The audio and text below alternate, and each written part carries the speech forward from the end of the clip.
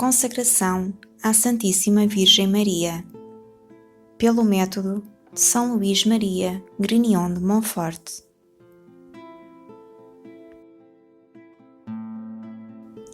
Parte 1. Esvaziando-se do espírito do mundo.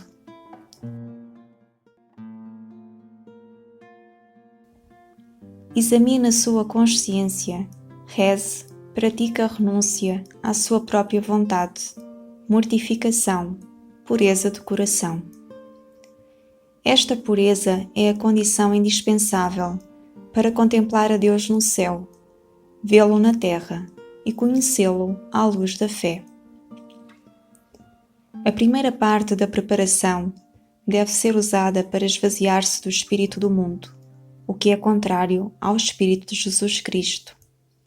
O espírito do mundo consiste, na sua essência, na negação do domínio supremo de Deus, uma negação que se manifesta na prática do pecado e da desobediência.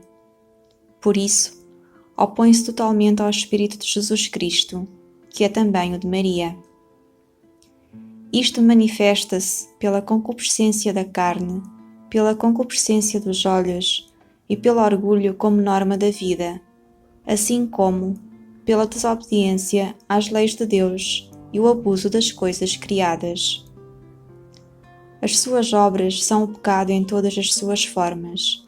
Consequentemente, tudo aquilo pelo qual o demónio nos leva a pecar. Obras que levam ao erro e à escuridão da mente, sedução e corrupção da vontade. As suas pompas são o esplendor e o truque empregue pelo demónio, para fazer o pecado delicioso, nas pessoas, nos lugares e nas coisas. Primeiro dia dos exercícios espirituais. Sermão da Montanha. As Bem-aventuranças.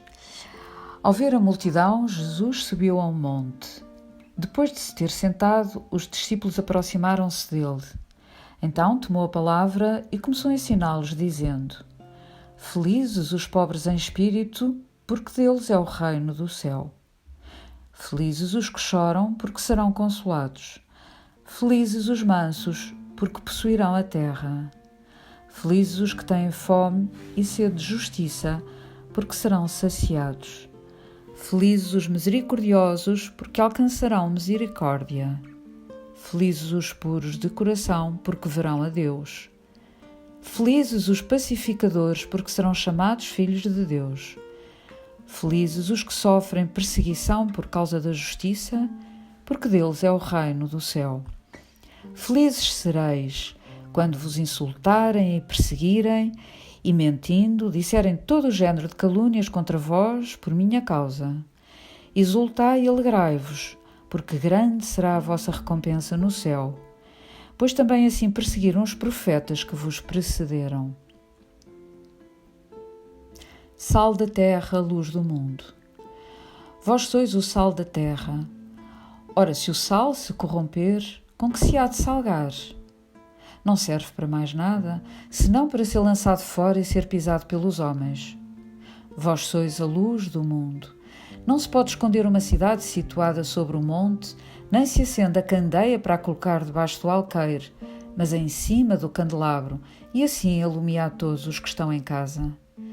Assim brilha a vossa luz diante dos homens, de modo que, vendo as vossas boas obras, glorifiquem o vosso Pai que está no céu. Jesus e a lei. Não penseis que vim revogar a lei ou os profetas. Não vim revogá-los, mas levá-los à perfeição. Porque em verdade vos digo, até que passem o céu e a terra, não passará um só jota ou um só ápice da lei, sem que tudo se cumpra.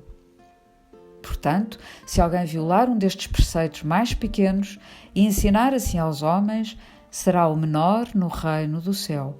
Mas aquele que os praticar e ensinar, esse será grande no reino do céu. Palavra do Senhor.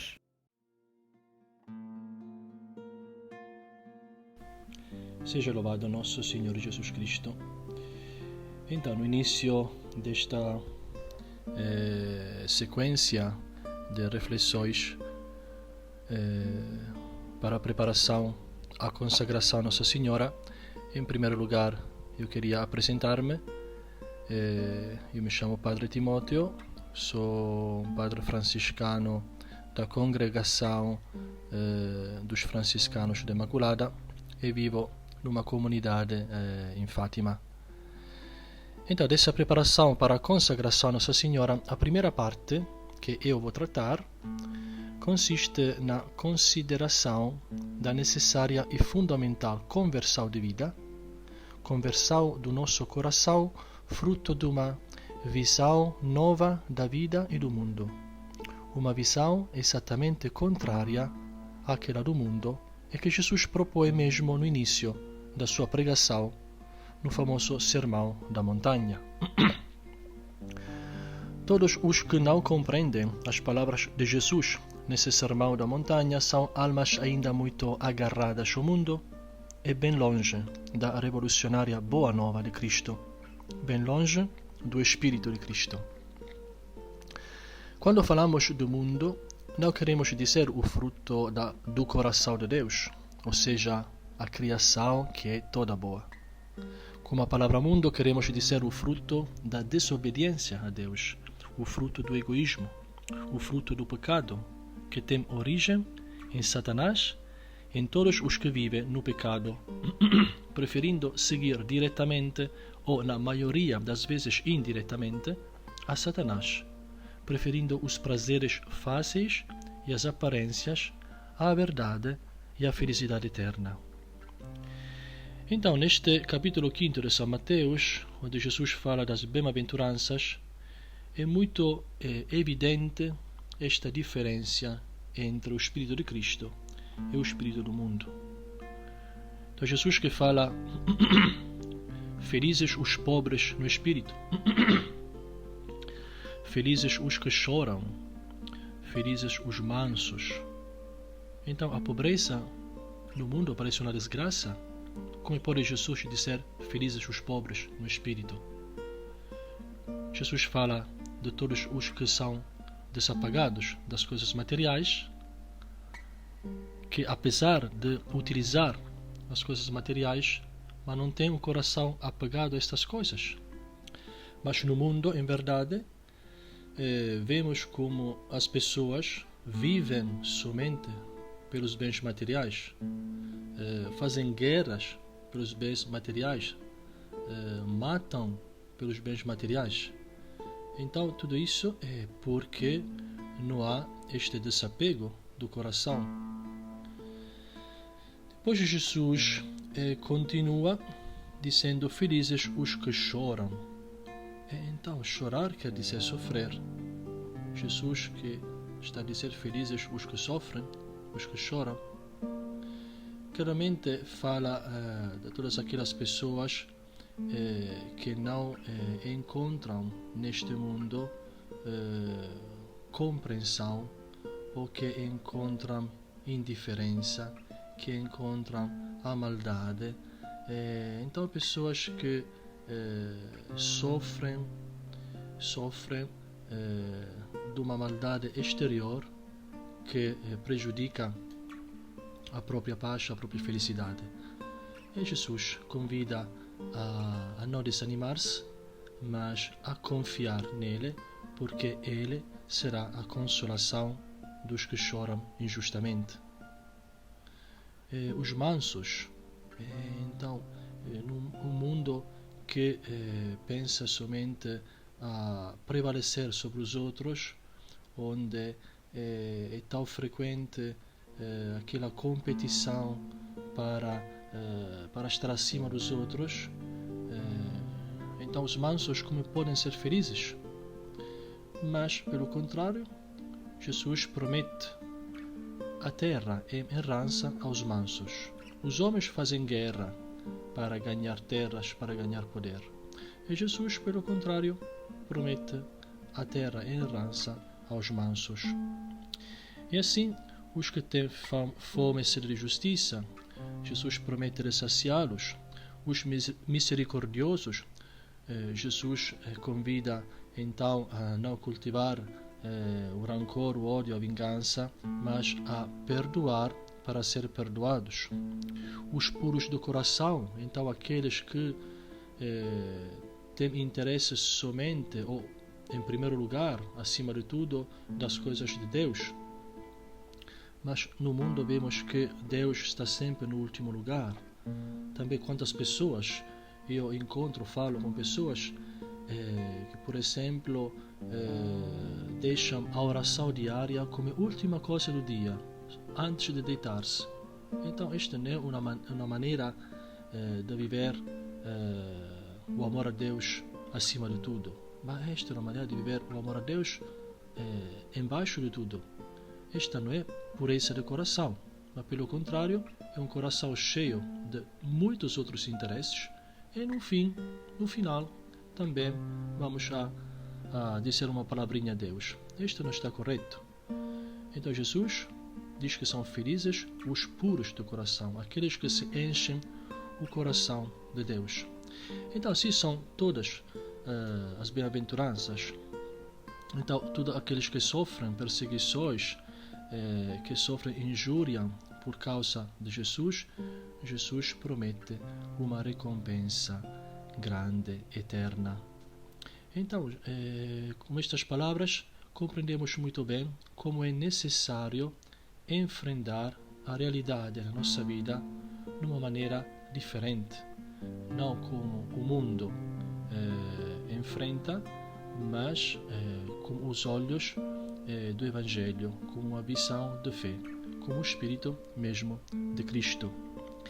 E viver estas bem-aventuranças não é simplesmente assim um convite, um conselho. Não, as bem-aventuranças são a essência da vida cristã. De facto, Jesus, neste capítulo, continua dizendo, depois de ter falado destas bem-aventuranças, continua dizendo: vós sois o sal da terra. Ora, se o sal perde seu sabor, como que se salgará? Não servirá para mais nada, senão para ser jogado fora e pisado pelas pessoas. Então, este espírito diferente, oposto ao mundo, é o espírito de Cristo, que é o sabor de cada cristão.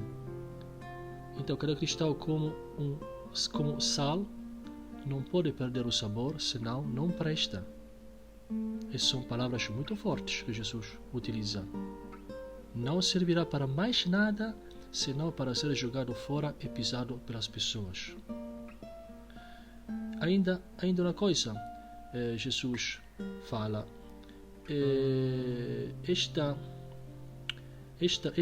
este espírito devemos vivê-lo não somente por nós mesmos, mas também para ajudar os outros.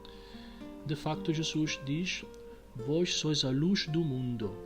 Uma cidade construída sobre a montanha não fica escondida. Não se acende uma lâmpada para colocá-la debaixo de uma caixa, mas sim no candelabro, onde ela brilha para todos os que estão em casa.